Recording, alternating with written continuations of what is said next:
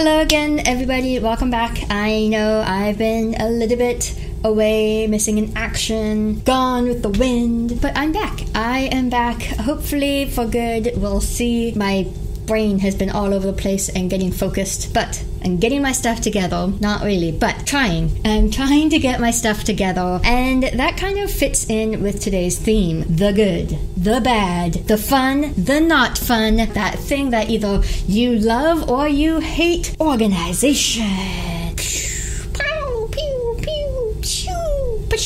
If you're going to do burlesque or perform in any kind of performing art, you need to know how to be organized. Today I'm just going to quickly share some of my own quick tips. Some of the practices I'm going to be sharing are things that I use personally. Some are things I've seen other people use, and everybody has different energy levels or different levels of spoons. Everyone has different brains and how we organize and how different information makes sense to us. So I'm going to try to look at a few different ways to hopefully help you find a pattern or a style or organization method that might work for you. First off, organization. Why do we have to be organized? If I'm just someone who thrives in chaos, I don't want to be organized. I might get more confused by that. Organization is something that is for both the performer and the producer. If you are a performer who's not organized and you kind of just say different things like, oh, I hate doing my bio, or oh, I hate telling people, describing my acts, I'm so bad at it, that doesn't help a producer, and it's up to the producer then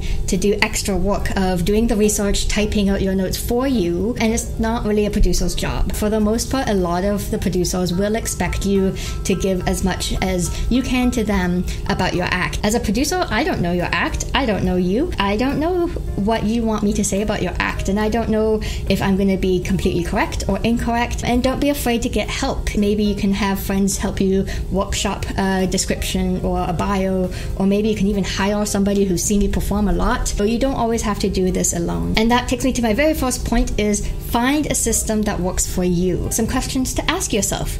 Are you somebody who likes spreadsheets and you like things to be sectioned off and visually you can see line by line what belongs where? Or are you someone who likes to just have everything all in one place? Do you like to have documents, one document for everything that's like maybe in bullet point with headings and titles and bigger fonts and smaller font? Are you somebody, again, who thrives in chaos? Are you someone who thrives in highly specific schedules and organization systems?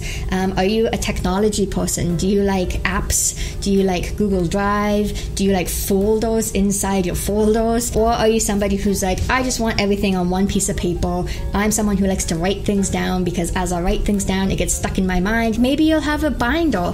I myself have a burlesque binder. I've been using it for 5-6 years. I find it is incredibly important when I need everything at once. Certain things I like to read and write, like workshop ideas and class proposals, where online for my Google Drive will have more of things I can copy and paste. If you're a technology person and you like apps, I highly recommend you try Dropbox or Google Drive, where you can have a folder system. When you have these different drives, it's great because one, it's all online, it's all in one place. You can access these files when you're at your home, you can access them when you're on a different computer, maybe you have performer videos in there, or all these different files that take up space. You can pay a little bit extra so it can hold way more space. Otherwise, maybe if you're more of a on paper person, you can have bullet journal. I have a lot of friends who like bullet journals, or you can have things like whiteboards where you can separate things out in task lists. And another question to ask yourself is, are you somebody who likes to do things in chunks?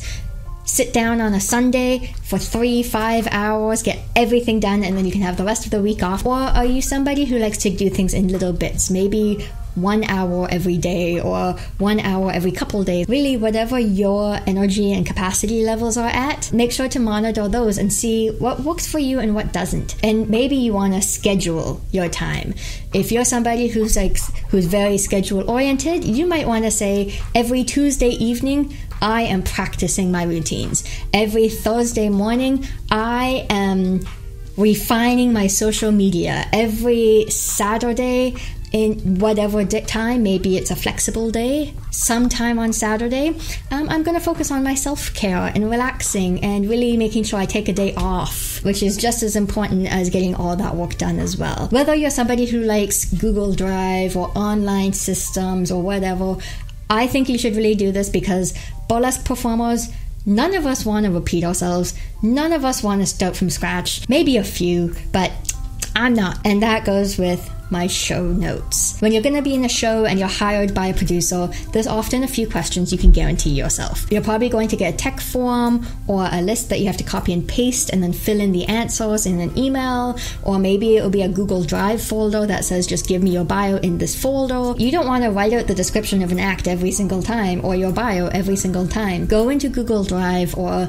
Dropbox. Have one file or a couple of files that have every single detail that you need of each act. I have a folder of all my photos that are acceptable to be promoted. Sometimes I'll pick specific ones out and give them to producers to use, and sometimes I will give them the entire link if I don't care what they use. I myself have a spreadsheet of every single act I have that exists, every single act I want to make, and it's color coded and it has different categories for different things of how long is my song, what's the act description, what are the costume pieces that get picked up. And then that way I can just copy and paste into any kind of folder or any questionnaire or any kind of format. And even with that, there are some things I might change, like my bio. If I am doing a panel and I'm talking on a panel, I might slightly modify it and take out some of my performance-based information and focus more on the community stuff. Some people will have an entire press kit. It's literally the least you can do to get the most impact. It's a lot of work, again, at one chunk of time, and then you have something that includes your bio, it includes your promotional materials for any kind of social media. It might include your promotional materials for newspapers if someone asks for that. It includes photos. It might include videos. Really, this is a way that you can use it more than one way. You can use it to reach out to new producers, or you can send it to your producers who have already hired you. And as well, when you're sending all of these files, I highly recommend that you keep every single file renamed so you can send it to your producers. Instead of using this song, nobody knows this song.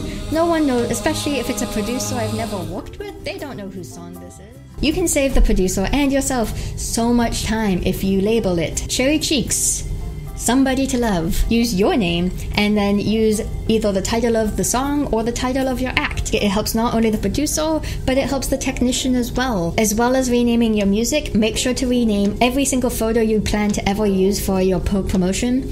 Rename it with, again, your name by whatever the photographer's company or name is. Cherry Cheeks by MKM Photography.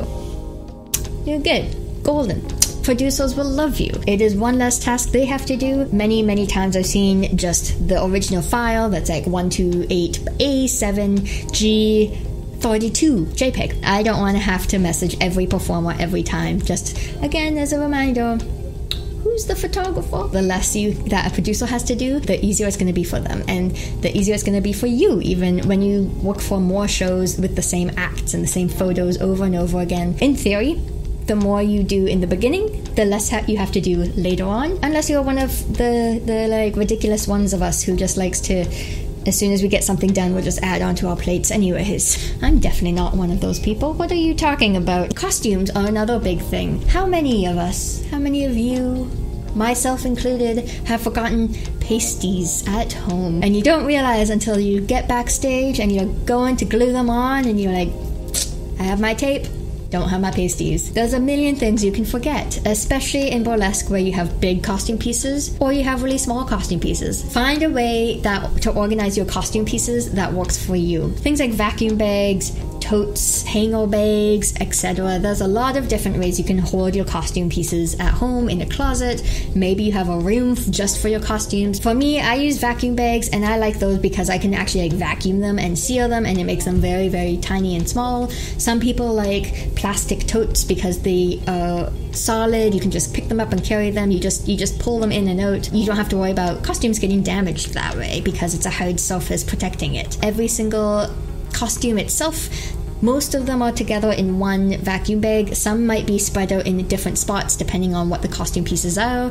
Like gloves, I tend to have all my gloves in one spot. I might have my specific dress for a costume hung up, and because of that, I can forget things. So I'll have a nice little list of what the act is and every single item that I should have with that act. As I'm leaving, as I'm packing my bags for a show the next day, I can look at my list and make sure I'm not forgetting anything. Certain items I can double check, be like, oh, I have lights in this act, so I have to double check the battery. Is there anything that might need to get washed before I perform this act again? That's something that I really like. I know a lot of performers have their own different ways of keeping things organized for the costumes, and making sure they don't forget little pieces. I've seen some people store pasties. If they have magnets, they might magnetize them to something that's magnetic.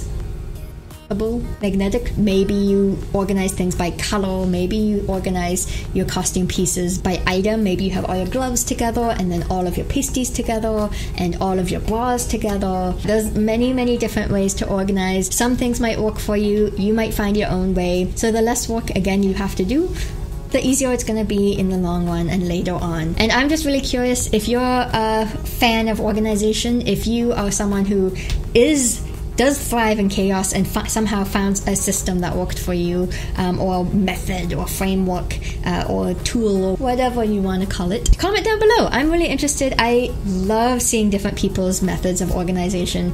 I love seeing different people's processes and how they work through things in burlesque. So yeah, leave anything. If you have questions even, you know where to leave them. Otherwise, I will see you next time.